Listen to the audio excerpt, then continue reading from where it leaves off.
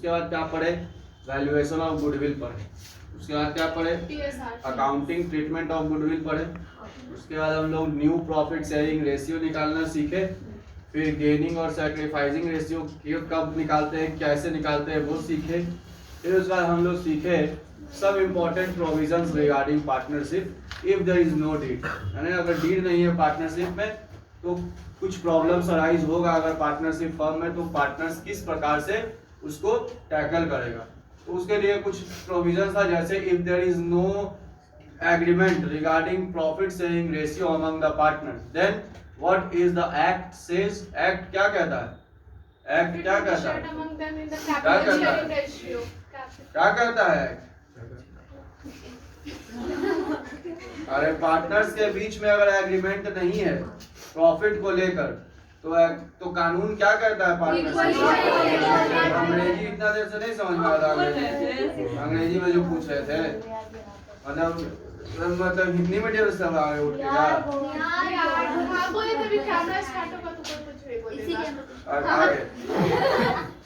आगे। उसके बाद हम लोग क्या सीखे कि जब कोई टर्म या कंडीशन चेंज होता है पार्टनरों के बीच में तो उसका इफेक्ट क्या पड़ता है कि रिकंस्टिट्यूशन ऑफ द फर्म होता है। क्या होता है, यानी पुराना पार्टनरशिप वहां से ब्रेक होता है और नया पार्टनरशिप वहां से स्टार्ट होता है, जिसके लिए हम लोग रिवैल्यूएशन अकाउंट बनाना सीखे, है ना, वो लोग सीखे कि नहीं सीखे, सीखे। फिर रिवैल्यूएशन के प्रॉफिट और लॉस को बांटते हैं, कहाँ बांटते हैं, किसमें बांटते हैं, रिवैल्यूएशन के ओल्ड पार्टनर्स में या ओल्ड रेशियो में बोलो, और वो कॉमन सेंस के हिसाब से रिटायरमेंट में और आपका एडमिशन में कैसे ट्रीटमेंट वो सब बता दिए थे। फिर उसके बाद हम लोग पढ़े कि और क्या पढ़े, वो तो क्या उसके बाद हम लोग अभी उसमें बस एक टॉपिक बचा हुआ था, रिटायरमेंट पढ़ाई दिए थे पर उसमें हम लोग डेथ नहीं पढ़े थे। डेथ इसलिए छोड़ के रखे थे कि जब हम लोग रिवीजन करेंगे तो उस समय रिटायरमेंट से क्वेश्चन नहीं बनवाएंगे, उस समय डेथ से क्वेश्चन बनवाएंगे और फिर बता देंगे कि देखो रिटायरमेंट में ये अंतर था और डेथ में बस ये अंतर है। रिटायरमेंट में हम लोग पार्टनर जो रिटायर होता है उसके कैपिटल, उसके जो एडजस्टेड कैपिटल है उसका जो ड्यू अमाउंट है वो कहाँ ट्रांसफर करते हैं, उसके लोन में। यानी जैसे हम रिटायर हो गए तो मेरा जो भी कैपिटल है, मेरा जो भी शेयर ऑफ प्रॉफिट है वो सब प्रोपोर्शनेटली मेरे लोन में ट्रांसफर हो जाएगा। लेकिन जब पार्टनर डेथ कर जाता है तो उसका एडजस्टेड कैपिटल, उसका शेयर ऑफ प्रॉफिट, उसका profit till the date of death from the beginning of the accounting year, वो सब उसके लीगल हायर के या एग्जीक्यूटर के अकाउंट में ट्रांसफर कर देते हैं। यही बस डिफरेंस है और कोई डिफरेंस डेथ में नहीं है। और एक सेक्शन 37 का इम्प्लीकेशंस है वो तुम लोगों को नहीं पढ़ना है, पूछेगा ही नहीं एग्जाम में, उतना सिलेबस के बाहर, बट बुक में दिया हुआ है, ठीक है, लेकिन वो कुछ है नहीं, बस एक बार डिस्कस कर देंगे। हो सकता है थ्योरी पूछ दे या हो सकता है बिहार बोर्ड वाले को से केबीसी का क्वेश्चन पूछ दे, टिक मारिए कौन सा सही है, तो वो बस थ्योरी हम लोग डिस्कस कर लेंगे। तो वो सब हम लोग रिवीजन के लिए बचा के रखे हुए हैं, ठीक है। इसको कहते हैं टाइम मैनेजमेंट, क्योंकि देर तक आप पढ़ाते तो पढ़ाने के बाद फिर तो रिवीजन कराते ही, तो एक चीज से 2 दिन खाना हो जाएगा, रिवाइज हो जाएगा और देर कंप्लीट भी हो जाएगा। तो अभी हम लोग का मुद्दा ये है कि हम लोग को डिसोल्यूशन का मतलब समझना है। देखो हम लोग एक पढ़े थे डिसोल्यूशन ऑफ पार्टनरशिप और एक पढ़े थे डिसोल्यूशन ऑफ फर्म। पहले क्लास में जब थ्योरी पढ़ा रहे थे तो बता रहे थे डिसोल्यूशन ऑफ पार्टनरशिप का मतलब कि पुराना पार्टनरशिप टूट गया है और नया पार्टनर एग्जिस्ट कर रहा है। लेकिन डिसोल्यूशन ऑफ फर्म का मतलब क्या होता है कि जितने पार्टनर हैं सब अपना अपना शेयर लेकर, अपना अपना कैपिटल लेकर अपने अपने घर चले जाते हैं। तो एक्चुअली जब डिसोल्यूशन होता है तो एक्चुअली करना क्या पड़ता है वो समझिए। अब जैसे मान लीजिए कि एक बैलेंस शीट है, पॉज करो जरा, आ रहा है। मान लीजिए कि एक बैलेंस शीट है, आलू एंड कचालू 2 पार्टनर हैं।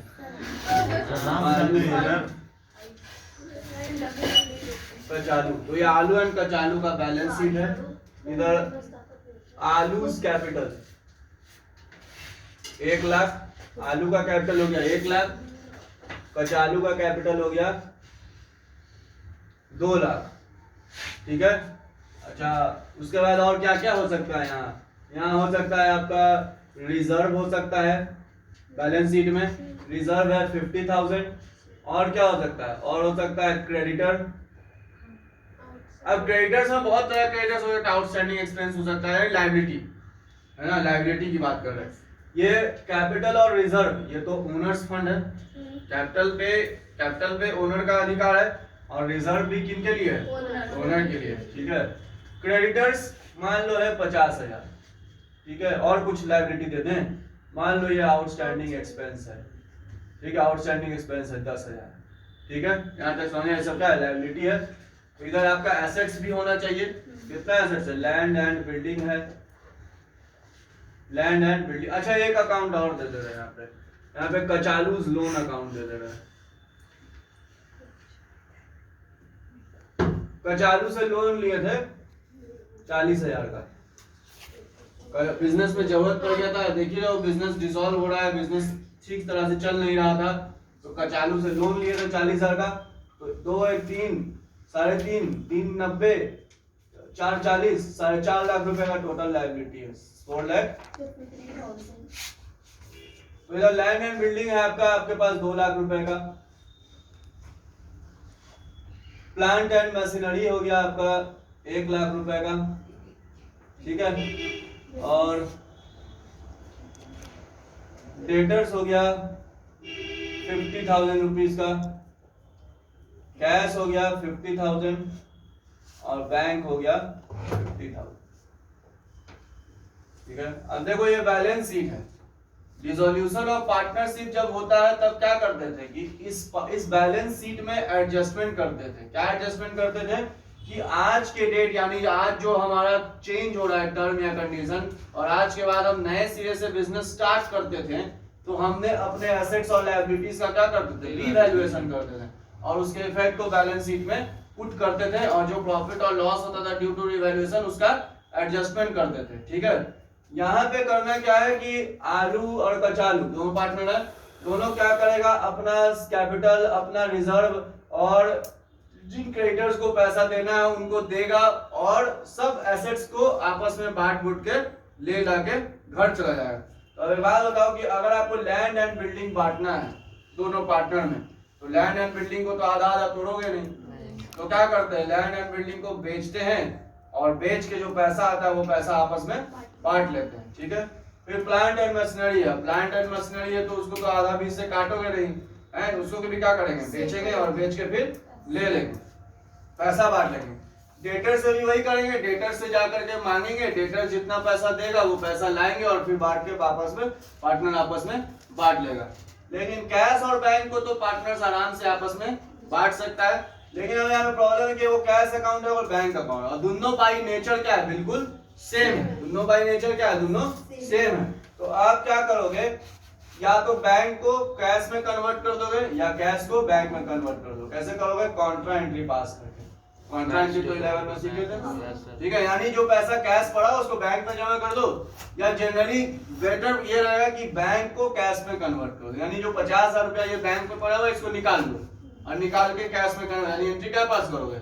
निकालने के लिए कैश अकाउंट से बैंक। जैसे ही तुम एंट्री पास करोगे कैश तुम्हारा क्या हो जाएगा? ये हम अपना तरीका बता रही है, बुक में तुमको लिखा हुआ नहीं मिलेगा, क्योंकि बुक में अगर तुमको कैश और बैंक दोनों दे देगा तो तुमको टाइम स्पेंड ज्यादा करना पड़ेगा, और तुम दोनों अकाउंट को एज इट इज रहने दोगे। तब तुमको क्या करना पड़ेगा? कैश के लिए अलग अकाउंट खोलना पड़ेगा और बैंक के लिए अलग अकाउंट खोलना पड़ेगा।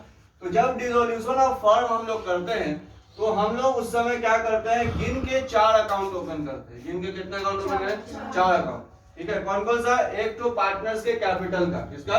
पार्टनर्स के कैपिटल का, और एक तो कैश अकाउंट खोलेंगे और एक तो रियलाइजेशन अकाउंट खोलेंगे। ये 3 तो कंपलसरी है, हर क्वेश्चन में खुलेगा। ठीक है, और चौथा ऑप्शनल है, अगर क्वेश्चन में होगा तब खुलेगा। कौन सा? किसी भी पार्टनर्स का अगर लोन अकाउंट है तो। ठीक है, तो 4 अकाउंट खुलेगा जिसमें से 3 तो कंफर्म है, हर क्वेश्चन में खुलेगा। कौन कौन? रियलाइजेशन अकाउंट, दूसरा कैश अकाउंट और तीसरा पार्टनर्स कैपिटल अकाउंट। ठीक है, अब देखो करना क्या है। यहां तक सबको क्लियर? यहां तक अभी तो कुछ बताया ही नहीं है। अब करना क्या? देखो, रियलाइज करना है। रियलाइज करने का मतलब कि लैंड एंड बिल्डिंग को बेचना है, प्लांट एंड मशीनरी को बेचना है, सबको बेचना है। तो सबको बेचना है तो सबको क्या करेंगे? एक पर्टिकुलर अकाउंट में ट्रांसफर कर देंगे। उस अकाउंट का नाम क्या होगा? Realisation account. अच्छा एक बात बताओ, ये लैंड एंड बिल्डिंग को आप भेज रहे हो, कहाँ भेज रहे हो? रियलाइजेशन में। कहाँ भेज रहे हो? तो लैंड एंड बिल्डिंग आ रहा है कि लैंड एंड बिल्डिंग जा रहा है? तो जब लैंड एंड बिल्डिंग जाता है तो उसको क्या करते हैं? क्रेडिट। और कहाँ जा रहा है? तो एंट्री क्या होगा? Realisation account debit to various assets, to various assets. अब बैलेंस शीट में एसेट साइड में ध्यान देना एक बात कि ये फिक्स कैश और बैंक को छोड़कर, किसको? कैश और बैंक को छोड़कर, और एक फिक्टिशियस एसेट्स को छोड़कर, फिक्टिशियस एसेट्स मतलब होते हैं जैसे उनको छोड़कर सबको रियलाइजेशन में भेज देंगे। क्या करेंगे? सबको रियलाइजेशन में भेज देंगे। जैसे प्लांट लैंड एंड बिल्डिंग है यहाँ, प्लांट एंड मशीनरी है यहाँ, डेटर है यहाँ, सबको कहाँ भेजेंगे? रियलाइजेशन में। तो एंट्री क्या पास करोगे? Realisation account debit to land and building to plant and machinery to debtors. और कौन सा वैल्यू पे? एकदम बुक वैल्यू पे, मतलब कुछ नहीं, आंख बंद करना है। Realisation account debit to land and building, realisation account debit to plant and machinery, value यही वाला होगा। ठीक है, इसको पहले भेज दोगे तो भेज दो, भेज दो। अच्छा भेज दिए मान लो। अगला बार अब आगे क्या? नीचे एडिशनल इंफॉर्मेशन दिया रहेगा। एडिशनल इंफॉर्मेशन में क्या दिया रहेगा कि लैंड एंड बिल्डिंग जो आप बेचने निकले थे बाजार में वो बिका कितना में? अब लैंड एंड बिल्डिंग 2 लाख का है, 2.5 लाख में भी बिक सकता है, 1,80,000 में भी बिक सकता है। वो जितना में भी बिकेगा यहाँ दे देगा इंफॉर्मेशन में, बोलेगा land and building sold for 2,50,000, या ऐसे भी लिख सकता है land and building realise 2,50,000। Realise का मतलब क्या हो? Cash realise. ठीक है, तो पहले रियलाइजेशन में भेज दिए, किसको भेज दिए? सब एसेट्स को। अब मान लो कि हम एक एंट्री पास कर दिए realisation account debit to land and building, तो क्या मेरे बुक्स ऑफ अकाउंट्स में लैंड एंड बिल्डिंग के नाम का कोई अकाउंट है या लैंड एंड बिल्डिंग के नाम का कोई अकाउंट अब नहीं है? बताओ। लैंड एंड बिल्डिंग यहाँ डेबिट था 2 लाख और उसको 2 लाख से क्रेडिट कर दिए, तो मेरे बुक्स ऑफ अकाउंट में लैंड एंड बिल्डिंग के नाम का कोई अकाउंट है? अब नहीं है। वो अब किस नाम से अकाउंट पड़ा हुआ है? किस अकाउंट में पड़ा है? रियलाइजेशन अकाउंट में। तो अब अगर तुम लैंड एंड बिल्डिंग बेचोगे तो entry cash account debit to land and building करोगे कि cash account debit to realisation account? Cash account debit to realisation. तो यहाँ पे जब एडजस्टमेंट इंफॉर्मेशन दिया रहेगा कि आपका लैंड एंड बिल्डिंग से 2,50,000 रुपया आया, तो उस समय तुम एंट्री ये नहीं पास करना cash account debit to land and building, उस समय तुम एंट्री क्या पास करोगे? Cash account debit to realisation. क्यों रियलाइजेशन कर रहे हैं? क्योंकि आपको मालूम है हमने लैंड एंड बिल्डिंग को पहले ही रियलाइजेशन में ट्रांसफर कर दिए है। ऐसे भी समझ लो कि हमने land and building plant and machinery debtor सब का नामकरण कर दिए, सबका नाम बदल के क्या बना दिया? रियलाइजेशन। तो अब चाहे लैंड एंड बिल्डिंग बेचो, चाहे डेटर से पैसा लेके आओ, चाहे प्लांट एंड मशीनरी बेचो, सबका एंट्री क्या होगा? Cash account debit to realisation. यहाँ तक सबको क्लियर? ठीक है। दूसरी चीज कि क्रेडिटर्स को लेकर क्वेश्चन में अगर साइलेंट भी है, कुछ नहीं बोला है, तो आपको क्रेडिटर को पे करना पड़ेगा। यानी क्रेडिटर यहाँ पे कितना था? 50,000। तो सारे एसेट्स को बेच के पैसा आया है कि नहीं आया? बहुत पैसा आया है। 2,50,000 तो सिर्फ एसेट से तो बेच के आया, प्लस आपके पास पहले ही से 50,000 कैश में है, 50,000 बैंक में है। ठीक है, तो आप पहले क्या करोगे? क्रेडिटर्स को पे करोगे। क्रेडिटर्स को भी पे करने के लिए पहले इसको कहाँ भेजना पड़ेगा? रियलाइजेशन में। कहाँ भेजना पड़ेगा? रियलाइजेशन में। तो क्रेडिटर लायबिलिटी नेचर का अकाउंट है कि डेबिट नेचर का अकाउंट है? लायबिलिटी नेचर का। इसको आप खत्म कर रहे हो तो इसको क्या करना पड़ेगा? डेबिट। और खत्म करके इसको भेज कहाँ रहे हो? तो पहले आप क्रेडिटर्स को भेजोगे, आउटस्टैंडिंग एक्सपेंसेस को भेज दोगे किस अकाउंट में? तो एंट्री क्या पास करो? Creditor account debit, outstanding expenses account debit to realisation. यानी इधर से सारे फिक्स एसेट्स को भेज दिए, इधर से सारे आउटसाइडर लायबिलिटी को भेज दिए। कहाँ भेज दिए? रियलाइजेशन अकाउंट में। और उसके बाद भेजने के बाद यहाँ पे आपको क्रेडिटर को क्या करना है? पेमेंट करना है। अच्छा, पहले आपने क्या एंट्री पास किया? Creditor account debit to realisation. अब क्या क्रेडिटर के नाम का कोई अकाउंट आपके बुक्स में है? नहीं। तो अब जो पेमेंट कर रहे हो क्रेडिटर को, वो किस नाम से पेमेंट करोगे? वो एंट्री क्या पास करोगे? पेमेंट कर रहे हो cash, realisation account debit to cash. पैसा गया तो टू कैश, और पैसा किस नाम से गया? रियलाइजेशन अकाउंट से गया। ठीक है, तो एंट्री क्या आ जाएगा? Realisation account debit to cash. यहाँ तक सबको समझ में आ गया? इतना करोगे ना जब, तो रियलाइजेशन अकाउंट में कुछ बैलेंस आएगा। अब वो बैलेंस अगर डेबिट आएगा तो लॉस, और अगर वो बैलेंस क्रेडिट आएगा तो प्रॉफिट। ये प्रॉफिट या लॉस पार्टनर्स के अकाउंट में बढ़ जाएगा। ठीक है। अच्छा, इस क्वेश्चन में चालू का लोन भी है, पार्टनर्स का लोन भी है। अच्छा सुनो, क्रेडिटर को पे कर दिए, आउटस्टैंडिंग एक्सपेंसेस वो पे कर दिए, किसके थ्रू? रियलाइजेशन में भेजने के बाद पे किए। कचालू को रियलाइजेशन में नहीं भेजना, उसके लोन को, कचालू के लोन को रियलाइजेशन में नहीं भेजेंगे, उसको पेमेंट करेंगे। क्रेडिटर और आउटस्टैंडिंग का पेमेंट करने के बाद अगर पैसा बचेगा तब करेंगे।